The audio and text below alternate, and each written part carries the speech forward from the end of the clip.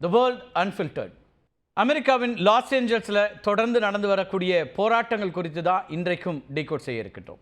அமெரிக்காவின் Los Angeles நகரில் ட்ரம்ப்புக்கு எதிரான போராட்டம் என்பது அடுத்தடுத்த பகுதிகளுக்கும் பரவி வருகிறது. குறிப்பாக சிகாகோ, மிக்சிகன், அலபாமா, அதேபோல் பாஸ்டன் போன்ற இடங்களுக்கெல்லாம் இந்த போராட்டம் என்பது பரவி கொண்டிருக்கிறது. லாஸ் ஏஞ்சல்ஸை பொறுத்த வரைக்கும் பல ஹாலிவுட் நட்சத்திரங்களும் சக்தி வாய்ந்த அரசியல் பிரமுகர்களும் வசிக்கக்கூடிய ஒரு நகரம்.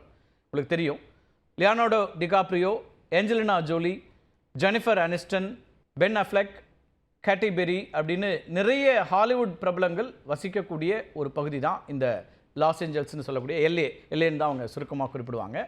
சக்தி வாய்ந்த அரசியல் தலைவர்களும் கூட வசிக்கக்கூடிய ஒரு நகரம். கலிஃபோர்னியாவுடைய தெற்கு பகுதியில் அமைந்திருக்கக்கூடிய லாஸ் ஏஞ்சல்ஸ் 4000 சதுர மைல்கள் விரிந்து பறந்திருக்கக்கூடிய ஒரு பகுதி. இங்கே தான் ரொம்ப பிரபலமாக இருக்கக்கூடிய Beverly Hills, Hollywood, Long Beach, Santa Monica அப்படின்னு பல ஆடம்பர பகுதிகளும் இருக்கின்றன. இந்த லாஸ் ஏஞ்சல்ஸில் தான் இருக்குது, எல்ஏல தான் இருக்குது. 2022ஆம் ஆண்டு எடுக்கப்பட்ட மக்கள் தொகை கணக்கீட்டின்படி கலிஃபோர்னியாவில் சுமார் 4 கோடி பேர் வசித்து வருகிறார்கள். இதில் 27% பேர் அமெரிக்காவில் பிறக்காதவர்கள். கலிஃபோர்னியா பார்த்தீங்கன்னா ஒரு மாதிரி எல்லாரும் இருக்கக்கூடியதாக இருக்கும். பல்வேறு விதமான மக்கள் வசிக்கக்கூடிய ஒரு பகுதி, மாகாணம். குறிப்பாக லாஸ் ஏஞ்சல்ஸ் நகரம் 39 லட்சம் மக்களை கொண்டது. அதில் 35% மேற்பட்டவர்கள் வெளிநாட்டினர்.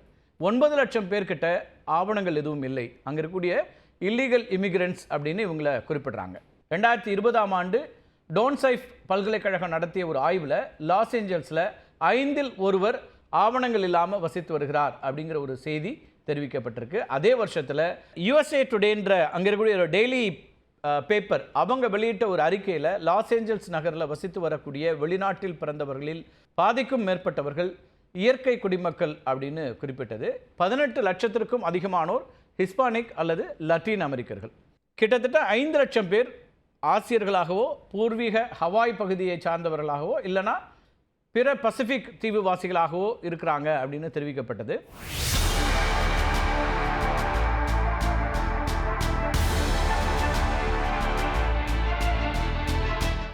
இந்த பன்முகத்தன்மை தான் அங்கு குடியேற்ற விதிகளை கடுமையாக அமல்படுத்த ட்ரம்ப்பை தூண்டியிருக்கிறது அப்படின்னு அங்கே இருக்கக்கூடிய அரசியல் விமர்சகர்கள்லாம் ஒரு கருத்தை முன்வைக்கிறாங்க.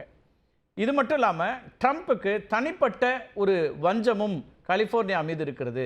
அந்த வஞ்சத்தை தீர்த்து கொள்வதற்காக தான் இப்போ கலிஃபோர்னியா மீது குறிவைத்து ஒரு தாக்குதலை நடத்துகிறார் அப்படின்னு ஒரு குற்றச்சாட்டுகளையும் அங்கே இருக்கக்கூடிய அரசியல் விமர்சகர்கள் முன்வைக்கிறாங்க.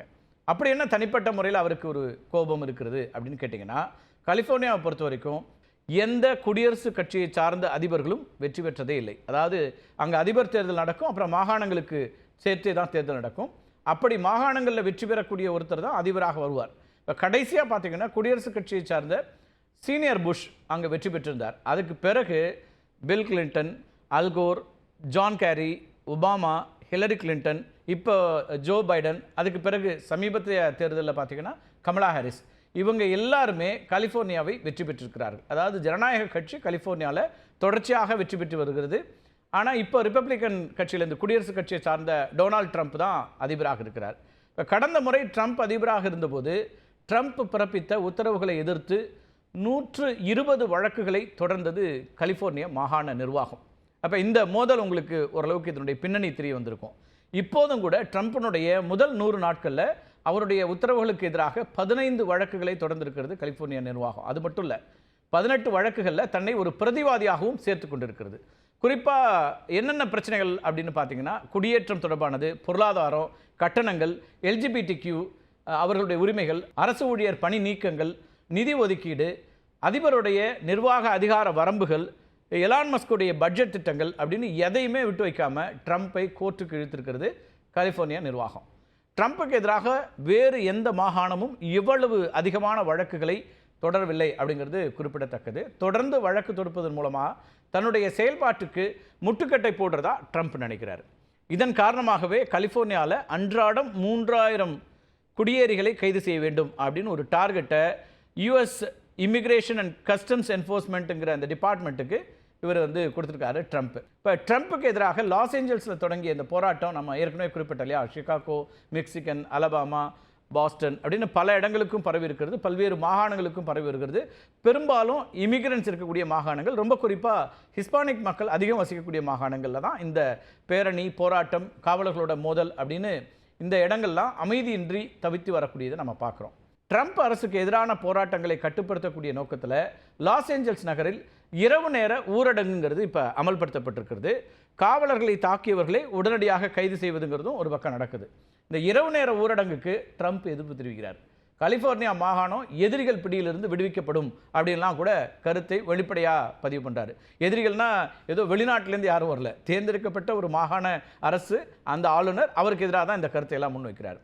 இதுக்கடையில் தான் ஃபோர்ட் பிராக் அப்படிங்கிற இராணுவ தளத்தில் வீரர்கள் மத்தியில் பேசிய ட்ரம்ப் போராட்டக்காரர்களை விலங்குகள் அப்படின்னு வர்ணிக்கிறார்.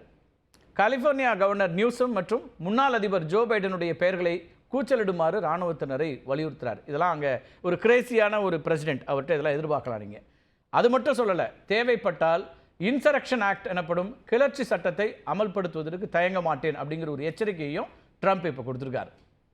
அமெரிக்காவில் 1807ஆம் ஆண்டு அதிபர் தாமஸ் ஜெஃபர்சனால் கொண்டு வரப்பட்டது தான் இந்த கிளர்ச்சி சட்டம்.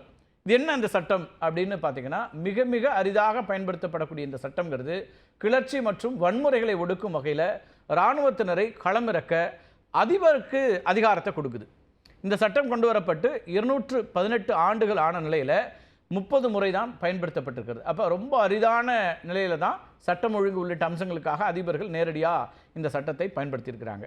முதல் முறையாக 1832ஆம் ஆண்டில் சவுத் கரோலினாவில் கிளர்ச்சி சட்டம் அமல்படுத்தப்பட்டது. கடைசியாக 1992ஆம் ஆண்டு கலிஃபோர்னியாவில் அப்போதைய ஆளுநர் பீட் வில்சன் கோரிக்கையின்படி இந்த ரோட்னி கிங் கலவரத்தை கட்டுப்படுத்த கிளர்ச்சி சட்டம்ங்கிறது பயன்படுத்தப்பட்டது. தற்போது ஆளுநருடைய ஒப்புதல் இல்லை அப்படிங்கிறது நம்ம பார்க்கணும். ஏன்னா ஆளுநருக்கும் அதிபருக்கும் இடையிலான மோதலாக இது வெடிச்சிருக்கிறதே நம்ம பார்க்குறோம். ஆளுநருடைய ஒப்புதல் இல்லாமல் தான் இந்த டைட்டில் 10 பயன்படுத்தி ட்ரம்ப் தேசிய காவலர்களை லாஸ் ஏஞ்சல்ஸ் நகருக்கு அனுப்பி வைத்திருக்கிறார். இதை நம்ம ஏற்கனவே பேசியிருக்கிறோம். தொலைக்காட்சி மூலம் மக்கள் மத்தியில் பேசிய கலிஃபோர்னியா கவர்னர் நியூசம் என்ன சொல்கிறாருன்னா, ட்ரம்ப் அதிகார துஷ்பிரயோகத்தில் ஈடுபடுகிறார் அப்படிங்கிற ஒரு குற்றச்சாட்டை முன்வைக்கிறாரு. முதலில் கலிஃபோர்னியா, அடுத்து மற்ற மாகாணங்கள், பிறகு ஜனநாயகம் அப்படின்னு அடுத்தடுத்த தாக்குதலை ட்ரம்ப் அரங்கேற்றுவார் அப்படிங்கிற ஒரு குற்றச்சாட்டை முன்வைக்கிறாரு நியூசம். இன்னொரு பக்கம் ட்ரம்ப்புக்கு எதிரான போராட்டத்தை தீவிரப்படுத்தும் விதமாக வரும் 14ஆம் தேதி அமெரிக்காவின் 1500 நகரங்களில் நோ கிங்ஸ் போராட்டத்திற்கு அழைப்பு விடுக்கப்பட்டிருக்கிறது. 14ஆம் தேதி ட்ரம்ப் தன்னுடைய 79வது பிறந்த நாளை கொண்டாட இருக்கிறார். இந்த நிலையில தான் இந்த போராட்டத்திற்கான அழைப்பு விடுக்கப்பட்டிருக்கிறது. அமெரிக்க இராணுவத்தினுடைய 250வது ஆண்டு விழாவும் அன்றுதான் நடைபெற இருக்கிறது. இதற்காக வாஷிங்டன் டிசியில் மிகப்பெரிய இராணுவ பேரணிக்கு திட்டமிடப்பட்டிருக்கிறது. இந்த இரு கொண்டாட்டங்களையும் எதிர்கொள்ளும் வகையில் ஜூன் 14ஆம் தேதி நோ கிங்ஸ் போராட்டங்கள் நடத்தப்படும் அப்படின்னு அறிவிப்பு கொடுக்கப்பட்டிருக்கு. இந்த போராட்டங்களை 50-51 என்ற அமைப்பு முன்னின்று நடத்துகிறது. இந்த 50-51 என்பது 50 மாகாணங்கள் 50 போராட்டங்கள் ஒரு நாள் என்பதை குறிப்பிடுமாறு இந்த பெயர் வைக்கப்பட்டிருக்கிறது. அமெரிக்காவின் பிரபல ரெடிட் சமூக வலைத்தளத்தில் இவால்வ்டு ஃபங்கி என்ற பெயரில் 50-51 போராட்டத்திற்கு முதல்ல அழைப்பு விடுக்கப்பட்டது.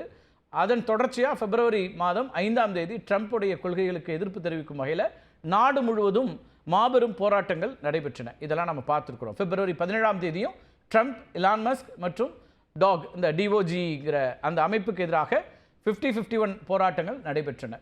இந்த 50-51 போராட்டங்களை நடத்த தலைவர் அப்படின்னு யாருமே இல்லை. சமூக வலைதள பதிவுகள் மூலமாகவே போராட்டக்காரர்கள் ஒன்றிணைகிறாங்க. இந்த போராட்டங்கள், எதிர்போராட்டங்கள், அதிபர், கலிஃபோர்னியா ஆளுநர் இவர்களுக்கு இடையிலான வார்த்தை போர், இதற்கிடையில் இன்னொரு அம்சமும் கவனிக்கக்கூடியதாக மாறி இருக்கு. அது என்ன அப்படின்னு பார்த்தீங்கன்னா, ட்ரம்ப்புக்கும் எலான் மஸ்க்குக்கும் இடையில் நடந்த இந்த வார்த்தை போர்கள் இருக்கு இல்லையா, அதில் எலான் மஸ்க் இப்போ ஒரு மன்னிப்பு கேட்டிருக்கிறார்.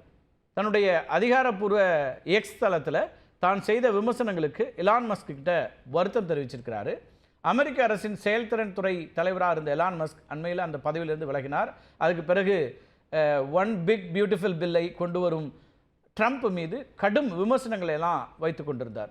இதுக்கு பதிலாக ட்ரூத் தளத்தில் மஸ்கை விளாசினார் ட்ரம்ப். இதெல்லாம் நம்ம பார்த்துருக்கோம், நிறைய காணொலிகளையும் வெளியிட்டிருக்கிறோம். அதுக்கு பிறகு ட்ரம்ப்புக்கு பாலியல் குற்றவாளி எப்ஸ்டீனுடன் தொடர்பு இருக்குது அப்படிங்கிற அளவுக்குலாம் கடுமையான குற்றச்சாட்டுகளை மஸ்க் வைத்திருந்தார். அதுக்கு பிறகு அந்த பதிவை நீக்கினார். லாஸ் ஏஞ்சல்ஸில் கலவரம் வெடித்தவுடன் வார்த்தை போரை மறந்து ட்ரம்ப்புக்கு ஆதரவாக இப்போ பதிவிட்டிருக்கிறார் மஸ்க். லாஸ் ஏஞ்சல்ஸ் கலவரம் முரண்டு பிடித்துக் கொண்டிருந்த இருவரையும் மீண்டும் ஒன்றிணைத்திருக்கிறதா அப்படிங்கிற ஒரு கேள்வி இருக்குது. அதே நேரத்தில் ட்ரம்ப்போடைய நடவடிக்கைகளுக்கு பயந்தேன்னா மிகப்பெரிய அளவுக்கு வர்த்தகம் பாதிக்கப்படலாம். ட்ரம்ப்போட மோதலுக்கு பிறகு சொத்து மதிப்பு குறைந்தது யாருக்குன்னா எலான் மஸ்க்கு. அதுவும் ஒரு முக்கிய காரணமாக பார்க்கப்படுகிறது. இப்படி அமெரிக்க அரசனுடைய அல்லது அமெரிக்காவில் நடந்து கொண்டிருக்கக்கூடிய நிகழ்வுகள் தான் ஒவ்வொரு நாளும் உலகின் கவனத்தை ஈர்க்கக்கூடிய செய்திகளாக, இன்னும் சொல்லப்போனால் ஹெட்லைன் நியூஸாகவே இருந்துகிட்ருக்கு. அதில் ட்ரம்ப் தான் எப்போதும் முன்னணியில் இருந்து வருகிறார் அப்படிங்கிறதையும் பார்க்க வேண்டியிருக்கு. மீண்டும் ஒரு காணொலியில் சந்திக்கலாம் நண்பர்களே. நன்றி, வணக்கம்.